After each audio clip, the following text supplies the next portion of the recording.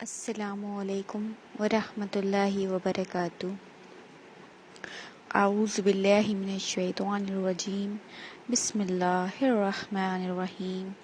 رب زدنی علما، رب اشرح لی صدری ویسر لی امری واحلل عقدۃ من لسانی یفقہوا قولی۔ ایک واقعہ ہے جو حضرت عائشہ صدیقہ رضی اللہ عنہ کے بارے میں ہے، میں وہ آپ لوگوں کو سنانے جا رہی ہوں۔ ان کی پاکیزگی کے بارے میں جو واقعہ ہے کہ وہ کتنی پاک دامن تھیں اور کتنی نیک تھیں، اور ان کے اوپر الزام لگایا گیا تھا، بہتان لگایا گیا تھا، تو اس کے بارے میں ہے کہ کیسے اللہ تعالیٰ نے ان کا جو رونا تھا اور ان کا اللہ سے فریاد کرنا تھا اللہ کو پسند آیا، اور اللہ نے ان کی پاکیزگی کا تذکرہ قرآن مجید میں کر دیا۔ سورہ نور کی آیت 21 تا 21 11 سے لے کر اور 21 تک کی آیتیں ہیں جو قرآن میں ہیں سورہ نور میں، تو اس میں جو ہے اللہ تعالیٰ نے ان کے کردار کے بارے میں بتایا ہے کہ جو ان پر بہتان لگایا گیا تھا وہ غلط تھا۔ تو اسی کے بارے میں تھوڑا سا واقعہ ہے۔ واقعہ کچھ یوں ہے، رسول صلی اللہ علیہ وسلم کا قاعدہ تھا کہ جب آپ سفر پر جاتے تو قرعہ ڈال کر فیصلہ کرتے کہ کون سی بیوی آپ کے ساتھ سفر میں جائے گی۔ اس موقع پر قرعہ میں حضرت عائشہ رضی اللہ عنہا کا نام نکلا اور وہ ان کے ساتھ گئیں۔ واپسی پر جب مدینے کے قریب تھے تو رسول صلی اللہ علیہ وسلم نے ایک جگہ رات کے وقت پڑاؤ کیا، اور ابھی رات باقی تھی کہ جانے کی تیاری شروع ہو گئی۔ حضرت عائشہ ٹوائلٹ کرنے گئیں اور جب پلٹیں تو محسوس ہوا کہ گلے کا ہار ٹوٹ کر کہیں گر گیا ہے۔ وہ اسے ڈھونڈنے لگیں اور اتنی دیر میں قافلہ چلا گیا۔ ہوتا یہ تھا کہ جب قافلہ روانہ ہوتا تھا تو حضرت عائشہ اپنی ہود سمجھ لیے ڈوری ٹائپ اس میں بیٹھ جاتی تھیں اور 4 آدمی اسے اٹھا کر اونٹ پر رکھ دیتے تھے۔ اس ٹائم پر جو عورتیں ہوتی تھیں وہ غذا کی کمی کی وجہ سے ہلکی پھلکی ہوتی تھیں، تو جنہوں نے وہ ڈولی اٹھائی ہوگی ان کو محسوس نہیں ہوا کہ وہ اس میں نہیں ہے۔ خیر، جب وہ ہار لے کر پلٹی تو وہاں کوئی نہ تھا۔ انہوں نے اپنی چادر اوڑھی اور وہیں لیٹ گئیں اور دل میں سوچا کہ آگے جا کر جب یہ لوگ مجھے نہ پائیں گے تو خود ہی ڈھونڈتے ہوئے آ جائیں گے، اور پھر اس دوران ان کو نیند آ گئی۔ اسی طرح صبح کا وقت ہو گیا۔ صبح کے وقت صفوان اس جگہ سے گزرے جہاں وہ سو رہی تھیں۔ ان کو دیکھتے ہی پہچان گئے کہ کیونکہ پردے کی آیتوں سے پہلے وہ ان کو کئی بار دیکھ چکے تھے۔ جو میں آپ کو بتاتی چلوں کہ جو صفوان رضی اللہ عنہ تھے وہ بدری صحابیوں میں سے تھے، مطلب جنگ بدر میں آپ صلی اللہ علیہ وسلم کے ساتھ ساتھ تھے۔ وہ صبح کو دیر سے اٹھتے تھے، کچھ ان کے الگ الگ سب کی رائے ہیں کہ کچھ خاندانی ان کو پرابلم تھی، کوئی کہتا تھا نہیں دوسری بات ہے، مطلب جلدی نہیں اٹھ پاتے تھے وہ۔ اور پیر نبی صلی اللہ علیہ وسلم نے ان کو ذمہ داری بھی دے دی تھی کہ تم قافلے کے بعد آنا، وہاں کا جائزہ لینا، اگر کسی کا کوئی سامان گرا دیکھو تو لیتے آنا۔ جب انہوں نے حضرت صفوان رضی اللہ عنہ کے منہ سے انہوں نے دیکھا حضرت عائشہ کو تو فوراً ان کے منہ سے نکلا اِنَّ لِلَّهِ وَإِنَّ إِلَيْهِ رَاجِعُونَ۔ رسول صلی اللہ علیہ وسلم کی بیوی یہیں رہ گئیں۔ اس آواز سے ان کی آنکھ کھل گئی اور وہ فوراً اپنے منہ پر چادر ڈالی، انہوں نے کوئی بات بھی نہیں کی اور اپنا اونٹ حضرت عائشہ کے پاس بٹھا دیا اور الگ ہٹ کر کھڑے ہو گئے۔ پھر حضرت عائشہ تھیں اس اونٹ پر بیٹھ گئیں اور وہ نکیل پکڑ کر روانہ ہو گئے۔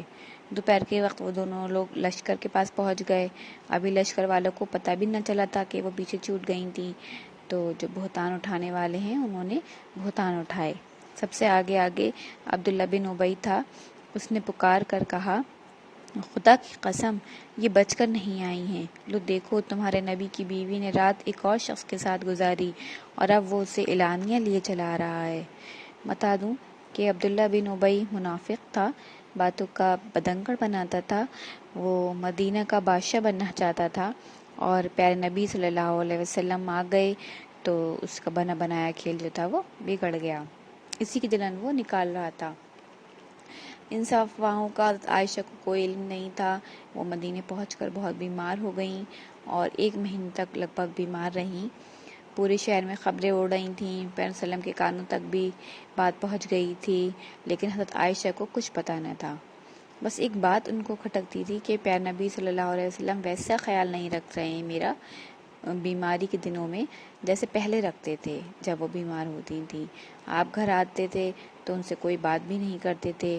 انہوں نے آپ سے اجازت لی اور اپنی ماں کے گھر جانے کو کہا تو پیارے نبی صلی اللہ علیہ وسلم نے اجازت دے دی اور وہ اس طرح اپنی ماں کے گھر چلی گئیں۔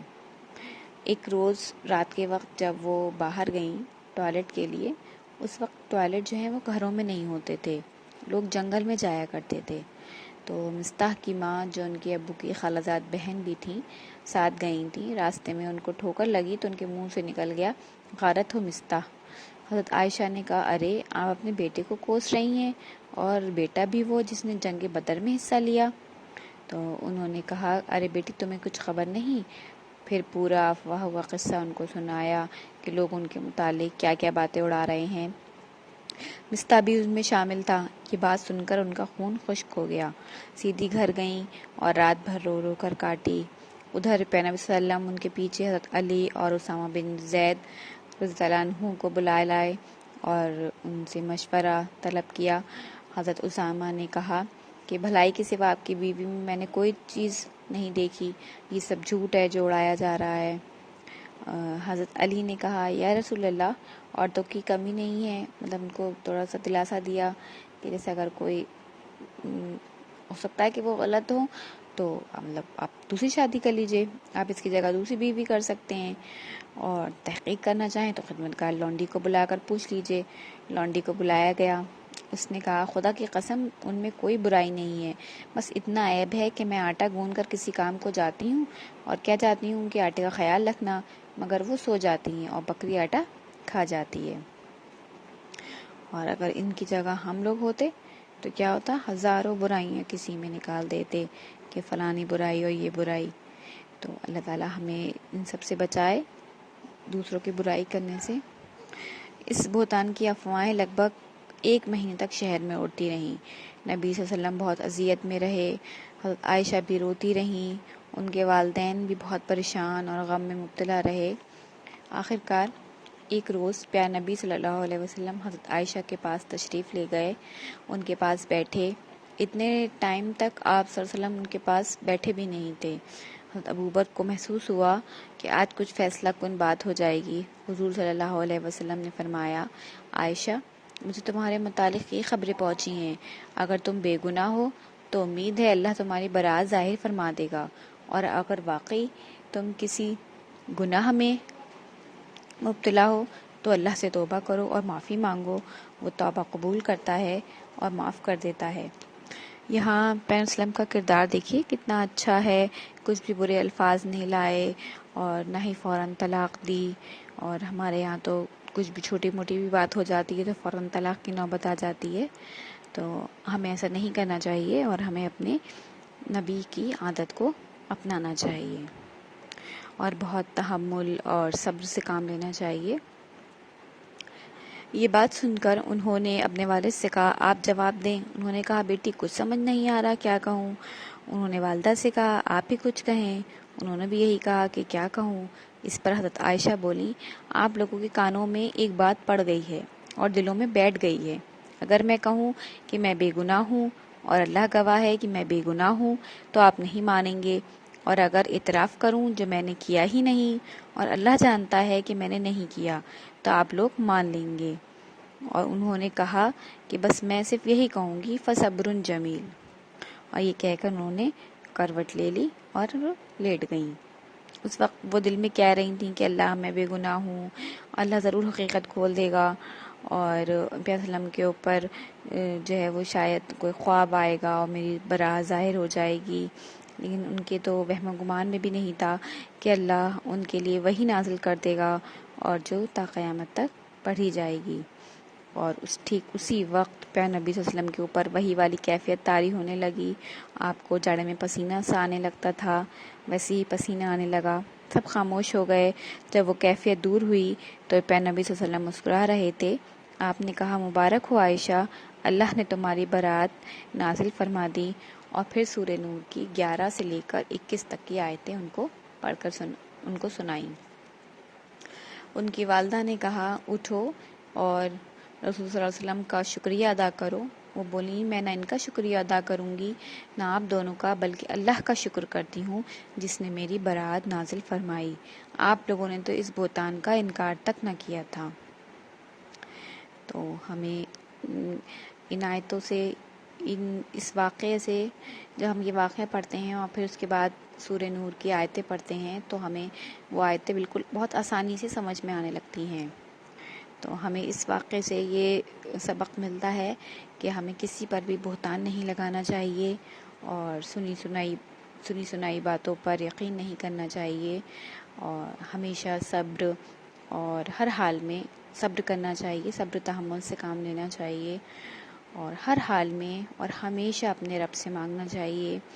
اگر اپنے کسی ساتھی کے ساتھ، یعنی کوئی ہسبینڈ کسی کا برے نیچر کا ہو تو اللہ سے اس کے لیے دعا کرنا چاہیے کہ وہ سدھر جائے، یا کوئی وائف ہو ایسی تو اس کو بہت پیار سے اور محبت سے سمجھانا چاہیے، اور فوراً ہی طلاق کی نوبت نہیں لانی چاہیے، اور کوئی بھی فیصلہ فوراً نہیں کرنا چاہیے، بہت ہی سوچ سمجھ کے اپنے قدم اٹھانے چاہیے۔ یہ واقعہ تھا۔ جزاک اللہ خیر۔ السلام علیکم ورحمۃ اللہ وبرکاتہ۔ اللہ تعالیٰ میرے کہنے سننے میں کوئی غلطی ہو گئی ہو تو اسے معاف کر دے۔ جزاک اللہ خیر۔